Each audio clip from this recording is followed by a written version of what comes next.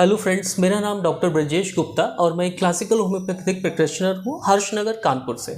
आज हम लोग चर्चा करने जा रहे हैं एक ऐसी बीमारी का जो कि एक बहुत ही कॉमन हाउस होल्ड डिजीज़ है और सभी के घर में लगभग बच्चों को या बड़ों को कहीं ना कहीं किसी न किसी फॉर्म में आपको मिलती ही है, जिसको कि या तो एक्जिमा बोलते हैं या हम लोग एटोपिक डर्मेटाइटिस बोलते हैं। इसकी शुरुआत बहुत ही पहले ही समय में जो है बच्चे जब 3-4 महीने के होते हैं तभी से शुरुआत हो जाती है। बच्चों के शरीर में खारिश, खुजली हो गया या कहीं पर कोई लीजन डेवलप हो जाता है और जब डॉक्टर के पास आप जाते हैं तो पता चलता है कि ये एक्जिमा है। तो ये पैनिक क्रिएट करने की ज़रूरत नहीं है। अगर सही से इसका देखभाल किया जाए तो इसको ज़रूर से ठीक किया जा सकता है, लेकिन बात यह है कि इसका सही से इलाज होना चाहिए, क्योंकि एक्जिमा आगे चल करके अगर सही से नहीं इसका ट्रीटमेंट होता है तो ये एलर्जिक राइनाइटिस का रूप ले सकती है या फिर एक सेकंड डिजीज़ है जो कि एक बहुत ही पीड़ादायी है, एज़मा, इसका रूप ले सकती है। अक्सर करके देखा गया है कि मल्टीपल प्रेजेंटेशंस होते हैं इसके, कि शरीर के किसी भी भाग में हो सकता है, लेकिन ज़्यादातर जो स्किन फोल्ड्स होते हैं इसका प्रेजेंटेशन यहाँ पर होता है, या फिर जो फ्लेक्सर सरफेसेस होते हैं जैसे कि कोहनी के आगे इधर हो गया या घुटनों के पीछे हो गया और गले के फोल्ड्स में हो गया या फिर अंडर आर्म्स के फोल्ड में हो गया, आई के क्रीजेस में हो गया, यहाँ पर ज़्यादा होता है। और मुख्य कारण जो इसका है, एक तो ड्राइनेस है। विंटर्स में आते आते स्किन में ड्राइनेस ज़्यादा हो जाती है तो फ्लेयर्स आपको इस विंटर्स में ज़्यादा दिखते हैं, और अदरवाइज भी जिनकी स्किन ड्राई होती है उनमें ये स्किन कंडीशंस ज़्यादा प्रिवेलेंट होती है। तो एक फैक्टर ये हो जाता है, और दूसरा एक बहुत ही इंपॉर्टेंट फैक्टर है फैमिली हिस्ट्री, जेनेटिक प्रीडिस्पोजिशन। अगर आपके फैमिली में देखा गया है, किसी को भी है, पुराने आपके जो है मदर फादर है या फिर नाना नानी दादा दादी, किसी के भी फैमिली में आपको देखा गया है,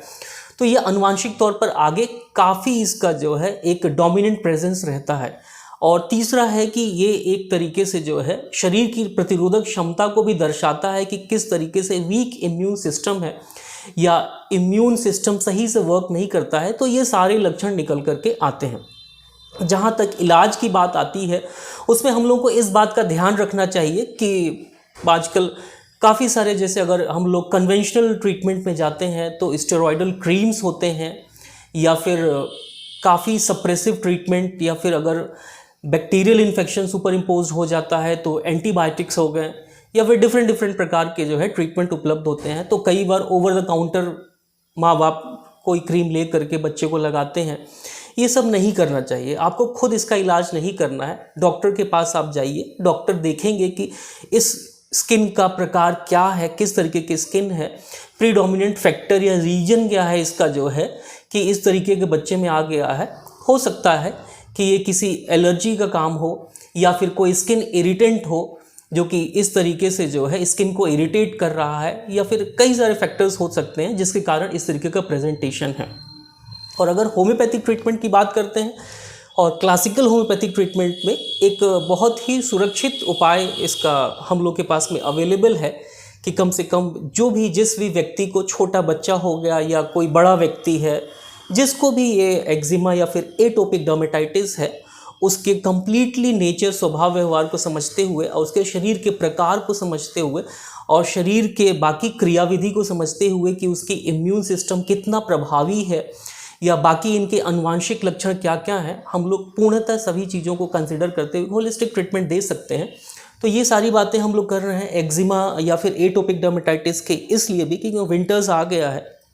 और विंटर्स में आप देखेंगे कि अमूमन करके जिन भी लोगों को थोड़ा सा स्किन डिजीज़ेस रहती हैं वो सभी स्किन के कंप्लेंट्स एग्रवेट हो जाते हैं, क्योंकि एक तो जो है स्किन का ड्राइनेस बहुत ज़्यादा होता है, तो इसके कारण मैक्सिमम फ्लेयरअप्स हो जाते हैं। इस चीज़ से बचने के लिए हम लोग को इस बात का ध्यान रखना चाहिए कि हम लोग को कुछ थोड़े से छोटे से उपाय हैं जो कि होम रेमेडीज़ के फॉर्म में आप सोच सकते हैं, जो कि किया जा सकता है। जैसे कि आपको बहुत हॉट वाटर से और लंबे समय तक ना स्नान करें, जो है वार्म वाटर होना चाहिए, और नहा करके अच्छे से अपने बॉडी को मॉइस्चराइज करें एक बार, और इसके अलावा रात को सोते समय भी अपने बॉडी को एक बार मॉइस्चराइज करें। इसके अलावा अगर कोई मॉइस्चराइज़र आप नेचुरली यूज़ करना चाहते हैं तो फिर पेट्रोलियम जेली है या वाइट पेट्रोलियम जेली है, ये आपको काफ़ी सुरक्षित रखेगी और काफ़ी देर तक इसकी रिटेंटिविटी होती है। तो आपको इन सब लक्षणों से आपको जो है काफ़ी समय तक आपको जो कम से कम सुरक्षा देगी। और बाकी ज़रूरत है कि आप सही समय पर जो है नियमित रूप से एक बैलेंस्ड लाइफस्टाइल या फिर खाने पीने का आपका अपना ध्यान रखें, रेगुलर एक्सरसाइजेस हो गए जो है, और सुबह थोड़ी बहुत धूप की रोशनी हो गई, ये ज़रूर लें। इससे आपकी त्वचा बिल्कुल अच्छी रहेगी और जो भी मैंने इन बीमारियों के बारे में डिस्कशन किया है, कम से कम उनसे आप सुरक्षित रहेंगे। धन्यवाद।